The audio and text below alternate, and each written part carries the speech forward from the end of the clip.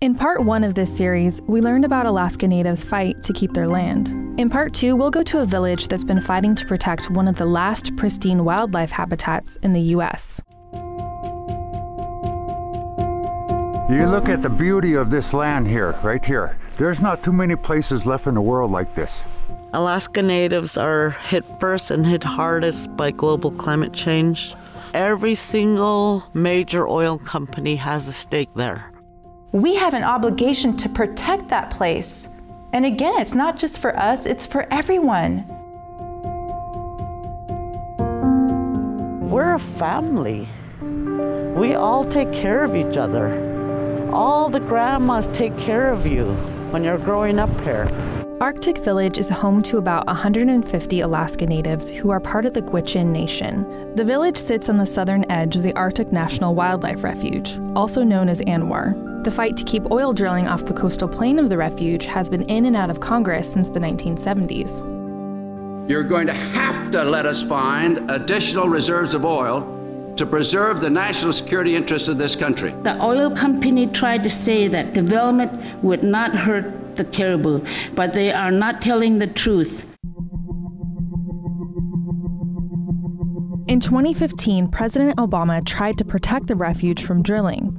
But with President Trump in office and a huge budget crisis in Alaska, drilling is now back on the table. The economic benefits will be substantial and the environmental impacts will be minimal.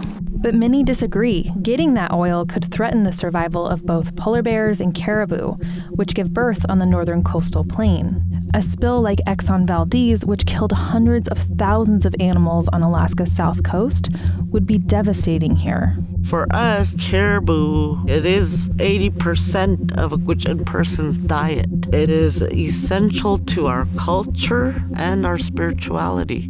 So whatever happens to the porcupine caribou herd happens to the Gwich'in. All the food and supplies that they can't get from the land, including gasoline, must be flown in from Fairbanks, 2 hours away by bush plane, which is why gas here costs $10 a gallon. So like important staples for us is like coffee. Coffee is important to everybody. 19.20. So $19 for this. Plastic roast folders. Bag of dog food is $74.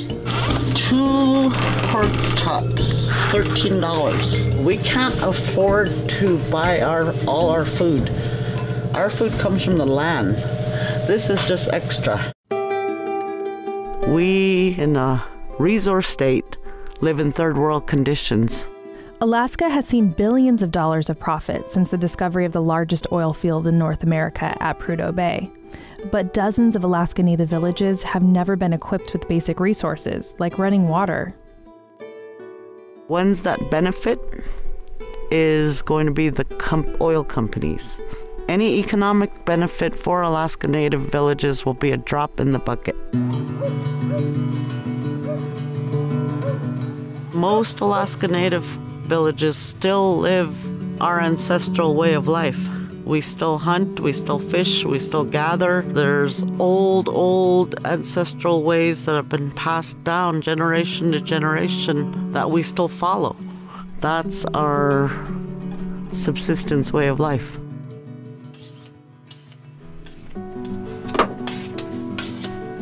This time of year, it's getting cold out.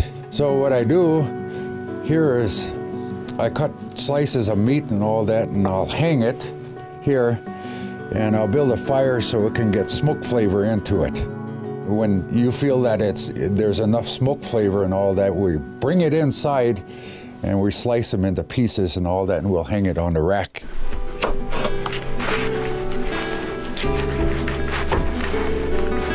I've been skinning and cutting up caribou 45 years now. I've been doing this basically all my life.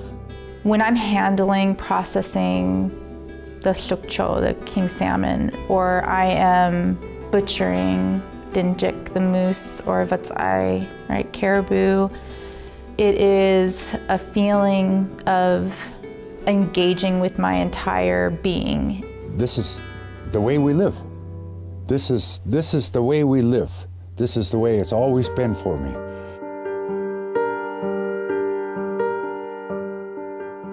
To me, our way of life is more valuable than any economic benefit. Economic benefit is short-term. It's here today, gone tomorrow. Our way of life will sustain us forever, and this land will sustain us forever. It's said the refuge could hold between 6 and 16 billion barrels of oil, but nobody knows for sure. The Trump administration has been pushing for seismic tests to find out, but environmentalists say that even the testing could harm wildlife. Shot 3 the other day on top of that mountain. They're right there in the middle. Last time we were up there, they stopped right there, but maybe they went over. We don't rely on roads. We don't rely on stores. We rely on our land. So that's where us hunters come in. Just the thought of losing it would hurt. You know, it would hurt bad. If we didn't have caribou, stomachs would be empty, the freezers would be empty, and there'd be a lot of struggle, and I'm not gonna go down without a fight. Arctic Village is just one of many native villages threatened by the oil industry in Alaska. Others are eroding because of climate change or struggling to survive despite oil industry profits. So the question is, are the oil profits worth it if it endangers the way people have lived for thousands of years? My granddaughters have a right to be who we are as Gwich'in, and I want them to live our way of life. It's for the kids, the next generations to come, because they're gonna need this. They're gonna want this beautiful piece of country that we have. People really need to pay attention to what's at stake here, and it's not just an issue that should be relevant to us as Indigenous people, as Gwich'in people, but all Americans. It is public land. You have a say in what happens there.